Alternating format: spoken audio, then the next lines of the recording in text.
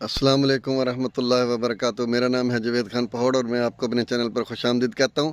अगर आप मेरे चैनल पर नए हैं तो मेरे चैनल को सब्सक्राइब कर दें और साथ लगे बेल आइकन के बटन को दबा दें ताकि आपको मेरी हर वीडियो बर वक्त मिल सके। तो आज मेरा व्लॉग है कमाद की फसल पर। तो आइए करते हैं शुरू अपने व्लॉग को। गन्ने को अंग्रेज़ी ज़बान में शुगर कैन कहते हैं। गन्ना एक अहम फसल है जिससे चीनी, गुड़ वगैरह तैयार किया जाता है। गन्ना दुनिया की सबसे ज़्यादा उगाई जाने वाली फसलों में से एक है। गन्ना ब्राज़ील में सबसे ज़्यादा काश्त किया जाता है। ब्राज़ील के बाद भारत, चीन, थाईलैंड, पाकिस्तान और मैक्सिको में भी बिलतरतीब सबसे ज़्यादा गन्ना काश्त किया जाता है। दुनिया में 80% चीनी गन्ने से बनती है। गन्ना एक नकद आवर फसल है जो दुनिया की 75% चीनी पैदा करता है, लेकिन ये मवेशियों के लिए चारे के तौर पर भी इस्तेमाल होता है। गन्ना एक गर्म खित्ते का दायमी घास है जिसका ताल्लुक एशिया से है।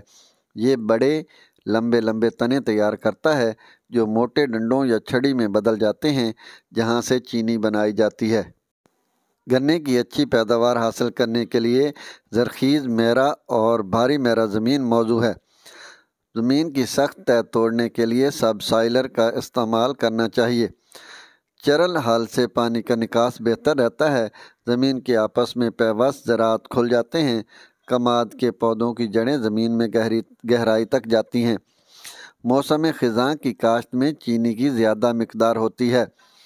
बीज के इंतखाब के लिए 8 से 10 माह की लीरा फसल बेहतर होती है। मुंडों को ख़त्म करने के लिए मोल्ड बोल्ड हल चलाना बेहतर रहता है। गन्ने के ऊपर वाला 1/3 से 1/4 हिस्सा बीज के लिए सबसे ज़्यादा मौजू रहता है। गन्ने के बीज से सुमों का इंतखाब हमेशा सेहतमंद लीरा फसल से करें। मुड्डी से उगी हुई फसल से बीज नहीं लेना चाहिए। कमाद की बारीक अक़साम के लिए शरा बीज 80 से 100 मन फ़ी एकड़ रखनी चाहिए। कमाद के उगाव के लिए मुनासिब दर्जा हरारत 20 से 30 सेंटीग्रेड होता है। 4 फुट के तरीका काश्त में जो छोटे स्याड़ों में फासला 8 इंच रखना चाहिए।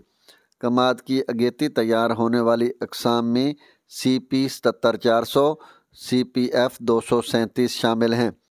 गन्ने की खोरी ज़मीन के लिए नबाताती मादे के तौर पर इस्तेमाल होती है। अगर इसे ज़मीन के ऊपर यकसां फैला दिया जाए तो वो बेहतरीन माइलेज साबित होती है। ज़मीन से जड़ी बूटियाँ निकलने को रोकती है। खेत से पानी के तबखीरी अमल को रोक के पानी की बचत का सबब बनती है। अगर ज़मीन में मिला दिया जाए तो ज़रख़ेज़ी ज़्यादा करती है। नाइट्रोजन फास्फोरस की खाद की ज़रूरत भी कम पड़ती है। बीमार बीज की काश्त और बीमार मुडी फसल से बचना चाहिए। जिस खेत में एक दफ़ा बीमारी आ जाए, जैसे रत्ता रोग, कंगियारी और सफ़ेद पत्तों वाली बीमारी, उसे बीमार खेत कहा जाता है। फसल की कटाई के बाद उसकी बाकियात को तलफ कर देना चाहिए और इस खेत में 1 साल के लिए कमाद की फसल के अलावा कोई और फसल काश्त करनी चाहिए। कीड़ों के तदारक के लिए रोबेटल मुतासरा खेत में छोड़ा जाता है।